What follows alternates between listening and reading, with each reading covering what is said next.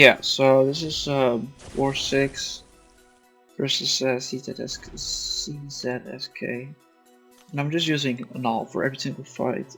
I just had like the option to bring two synergies. So I brought Thor and Void, and I honestly forgot what each of them do. I think one of them might be increased corruption potency or armor break potency. And then the other one gives like an energize after SP3 or something. Or an energize when you have corruption up. I'm just like on P3 all the way. First one is the infamous P3 Venom, which Null unironically might like actually be like a really good counter with this tactic, but like outside of tactic it should be very good as well. Like can easily get rid of the armors, and you have the option to regenerate some of the power burn damage you take if you choose to do so. But yeah, he's just gonna destroy all of these. Iron Man, same story. Yeah, they did corpse. I was gonna say, why would you even play some section 1 Iron Man if you don't need corpse, but they definitely did fix event corpse. I guess Iron Man just gets like armor up if you hit him with heavies or knockdowns, or I don't know, because I kept getting like the special lock. But yeah, that doesn't really matter. I'm just gonna build like, well, I'm just gonna SP1 basically.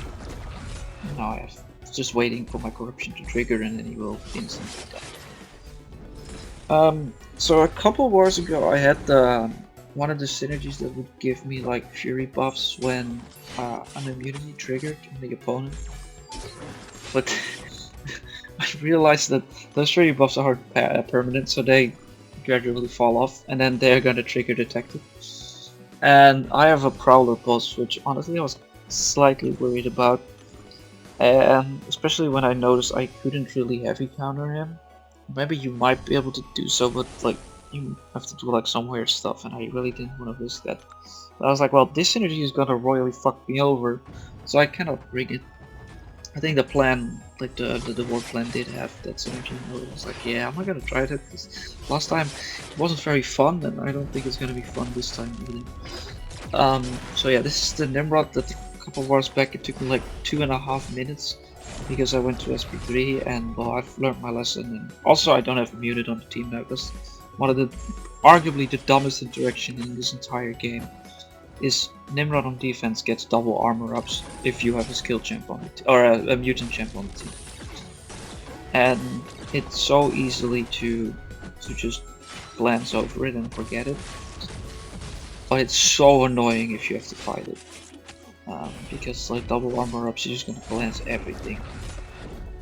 Yeah, I still kind of played it mad because as you saw, like my entire corruption duration, just the whole corruption cycle ended because he was unstoppable and I didn't lose a single hit. But it doesn't matter, it's still significantly faster if you just spam SP1. The next fight is a Havok.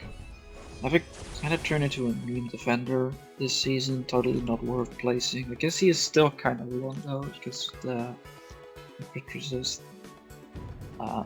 But literally any tactic won't have to worry about any plasma detonation.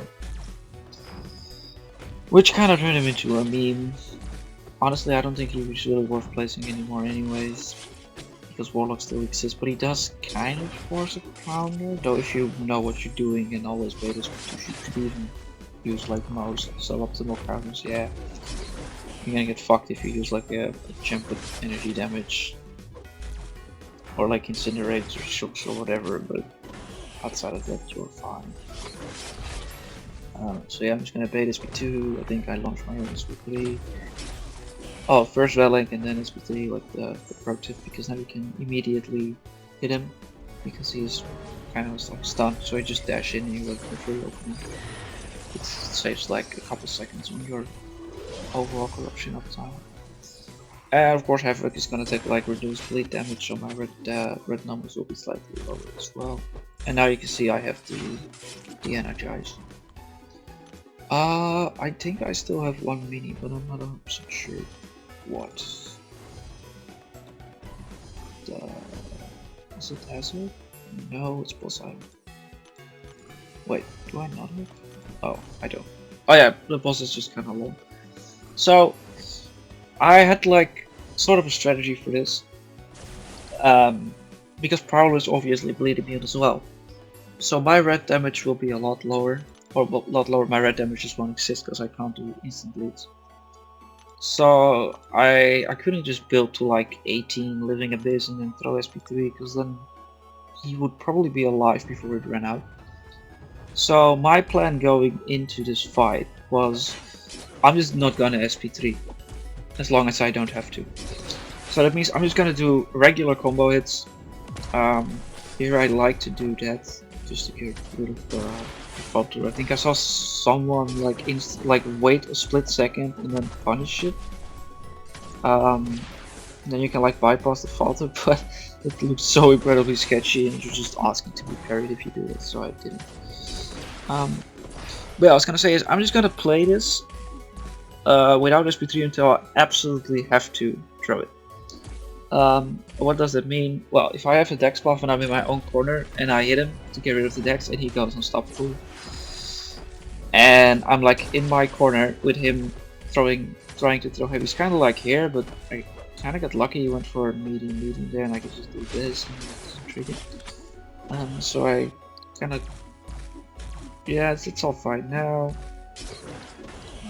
So basically, once I'm in my own corner and he's unstoppable and charging a heavy, that's when I'm like, okay, I'll just use my SP3 now as like a fail safe basically. And so far it's doing fine. I've actually done like a lot of damage just without having corruption up. I think it's coming up any moment. Cause, like the second I threw the SP3, it did like way more damage than I thought. Yeah, it's here. I'm like, yeah, fuck it. I'm not even gonna risk it. I'm in my own corner. I have Dex on.